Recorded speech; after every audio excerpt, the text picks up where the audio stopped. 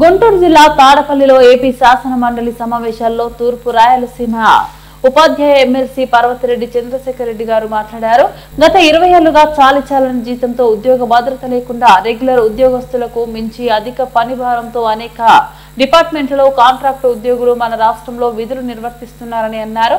Contract ఉద్యోగస్తులు regular కావడానికి గత 15 సంవత్సరాల నుంచి వారు అనేక పోరాటాలు కూడా సాగించారని తెలిపారు. వారి ఆకాంక్ష మేరకు గత ప్రభుత్వంలో రాష్ట్రంలో అన్ని డిపార్ట్మెంట్లలో ఉన్న 10,117 మంది కాంట్రాక్టు ఉద్యోగులను రెగ్యులరైజ్ చేసేందుకు కేబినెట్ ఆమోదంతో జీవో నంబర్ 114ను తీసుకొచ్చిందన్నారు.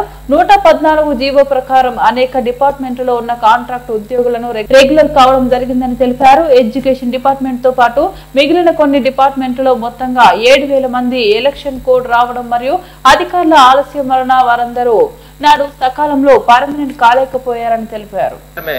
ఆ రోజు కొన్ని లేట్ కావడం వల్ల అధికారులు ఆలస్యం వల్ల వారందరూ కూడా రెగ్యులర్ కాకుండా ఆగడం కూడా జరిగింది. ఈ లోపల ఎలక్షన్ కోడ్ కూడా రావడం జరిగింది అధ్యక్ష.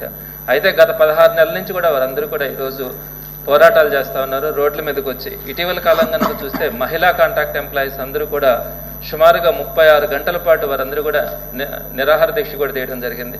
మరి దయచేసి నేను ఈ సభ ద్వారా ప్రభుత్వానికి తెలియజేయడం ఏమనగా సుమారుగా 7,000 మంది ప్రాసెస్ అంతా పూర్తయి న్యాయబద్ధమైనటువంటి జీవో నెంబర్ 114 ద్వారా ఏదైతే పెండింగ్లో ఉన్నారో సుమారుగా 7,000 మంది, ప్రధానంగా మా ఎడ్యుకేషన్ డిపార్ట్మెంట్కి వచ్చేటప్పటికి 4,000 మంది ఏదైతే పెండింగ్లో ఉన్నారో వారందరినీ దయచేసి రెగ్యులర్ చేయాలని అభ్యర్థిస్తా ఉన్నాం. అలానే వాళ్ళకి మే నెలలో వర్క్ చేసినా కూడా గతంలో 12 నెలల జీతాలు ఇచ్చేవాళ్ళు ఇప్పుడు మాత్రం 11 నెలలు మాత్రమే ఇస్తా ఉన్నారు. గత సంవత్సరం కూడా 1 నెల పెండింగ్లో ఉంది, ఈ సంవత్సరం కూడా 1 నెల పెండింగ్లో ఉంది. ఆ 2 నెలల పెండింగ్ జీతాలను కూడా వారికి ఇవ్వవలసిందిగా మీ ద్వారా ప్రభుత్వాన్ని కోరుతా ఉన్నాను అధ్యక్ష.